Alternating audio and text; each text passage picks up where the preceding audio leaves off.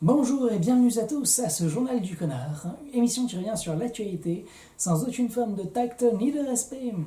Le grand salon du jeu vidéo de Los Angeles, l'E3, a démarré dans l'indifférence générale. Il faut dire que quand chaque année est pire que la précédente depuis maintenant 5 ans, il n'y a plus grand chose à en attendre. Microsoft y a pourtant annoncé sa nouvelle console, la Xbox Scarlett, qui d'après des analystes devrait approximativement être commercialisée autour de 800 à 1000 dollars. En plus d'un nom de merde et d'un prix qui en rebutera plusieurs milliards, cette de sortie fin 2020 laissera bien le temps à la concurrence, autrement dit Sony, de peaufiner pendant 1 an et demi sa prochaine console et de la sortir pourquoi pas même avant la concurrence. Et oui, c'est ce qui arrive quand on annonce une sortie comme ça aussi lointaine. Et on se rappelle tous de l'énorme coup de bifle que la Xbox One avait reçu lors de sa sortie au Japon, puisque en 5 ans, elle s'est vendue à moins bien que la Switch lors de la seule semaine de Noël l'an dernier. Ah bah faut dire que quand on a des mains aussi atrophiées que le pénis, c'est difficile de jouer avec une manette de Xbox. Restons dans la culture avec un autre grand succès, Dark Phoenix. Le nouveau X-Men a en effet démarré avec moins de la moitié des entrées du précédent pire record de lancement de la saga, et avec les critiques les plus mauvaises de toute la franchise, on peut parier sur une sacrée longévité.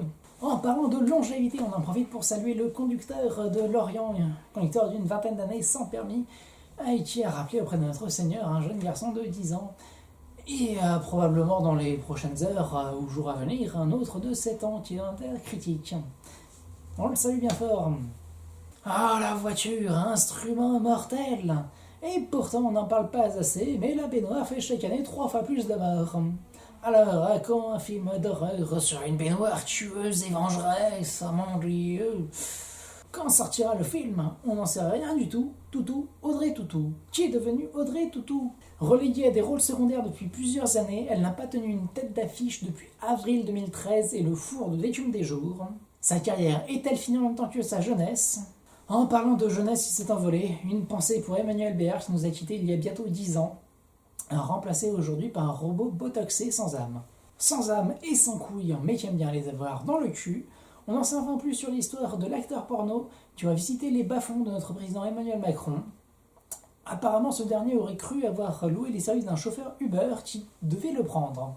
Autre révélation aujourd'hui, l'affaire Nafissatou DSK. Ce dernier aurait déclaré avoir voulu laisser un pourboire en nature. Dans l'actualité aujourd'hui aussi, une autre mauvaise nouvelle, la sortie de Anna de Luc Besson. Malgré la demande insistante du public, ce dernier continue à faire des films. Et on aurait tendance à dire, après tout, tant mieux pour lui, même s'il fait de la merde, ça continue à marcher. Une leçon de vie qui inspire au quotidien de notre cher président. Et on se quittera sur une citation de Frédéric Mitterrand, que Daniel Cohn-Bendit et Jack Lang ont liké et retweeté. La vie est bien faite, comme les fesses d'un petit garçon de 10 ans. C'était le Journal du Connard. Bonne soirée à tous.